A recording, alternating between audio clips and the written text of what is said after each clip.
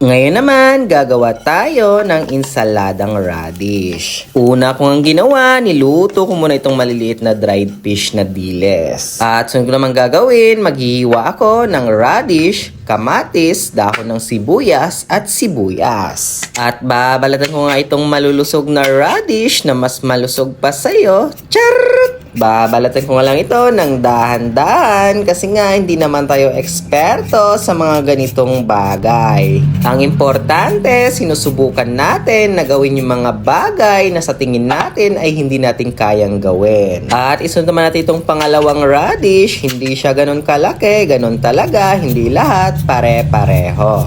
Charot! At sadyang ini-enjoy ko nga yung pagbabalat ng radish kasi feeling ko napaka-crunchy nito.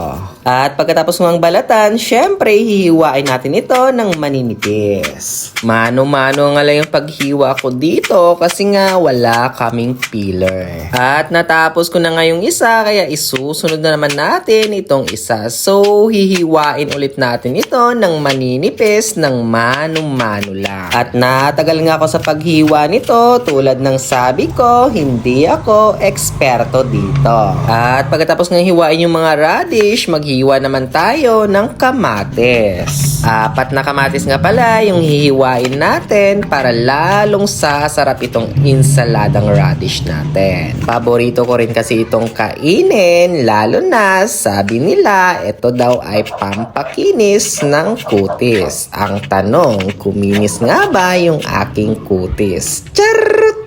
Tuloy-tuloy nga lang yung paghiwa ko ng mga kamatis. Yung unang hiwa ko nga, kung napapansin nyo, hindi ko siya natanggalan ng buto. Pero itong sumunod, tinanggalan ko na ng buto. Okay lang naman kahit hindi tanggalan ng buto. Pero para sa akin, pag tinanggalan ng buto, mas malinis tingnan itong mga kamatis. At pagkatapos ng hiwain yung mga kamatis, sunod ko namang balatan itong mga sibuyas. Bali, 2 sibuyas pala yung ating hihiwa.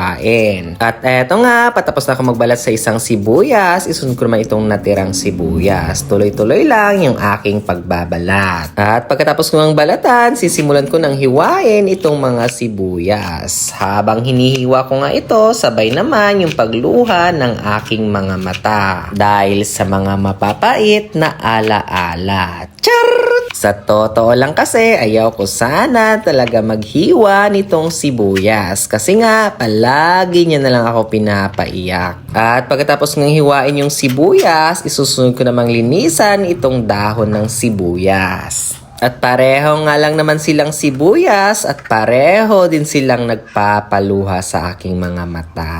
Sadyang mabango din kasi at masarap itong dahon ng sibuyas. Naalala ko nga dati, paborito itong ulamin ng aking lolo.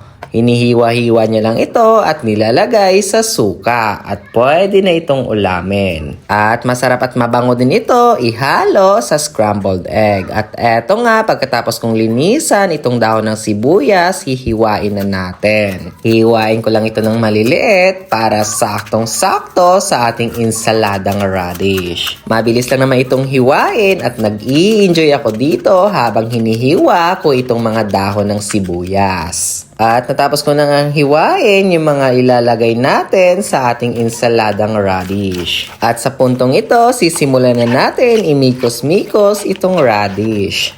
At nilagyan ko nga ng asin bago ko ito imikos-mikos para matanggal yung pait ng kahapon. Charot! At pagkatapos ng imikos-mikos, eto pipigaan natin hanggang mawala yung mga tubig sa radish. At bigay todo na nga talaga ako dito sa kakapiga ng radish para matanggal talaga yung pait ng kahapon. Charot! At pagkatapos nga nito, imikos-mikos ulit natin ito. Una kong nilagay sa lalagyan itong radish na ating piniga. At sunod kong ilalagay dito yung dahon ng sibuyas at sibuyas. Syempre, isusunod natin itong ating mga kamatis. Sadyang dinamihan ko nga talaga itong kamatis para lalong sasarap itong insaladang radish. At pagkatapos ng ilagay, imikos-mikos ulit natin ito. At eto nga, lalagyan din natin ito ng suka. Nilagyan ko nga lang ito ng konti kasi nga napakaasim ng sukang tuba na ito. At sinunod ko namang nilagyan ng kaunting asukal pampabalansi ng lasa. Syempre, pagkatapos nilagyan ng suka at asukal, imikos-mikos natin ito. At kulang pa nga yung suka, dinagdagan ko ito ng 2 kutsara. At sa puntong ito, napakabango na nga ng ating insaladang radish. At agad ko naman itong nilagyan ng napaka-crunchy na maliliit na dried dilis. At hahalu-haluin lang natin ito at pwede na tayong kumain. At ito lang po for today's video. Follow for more!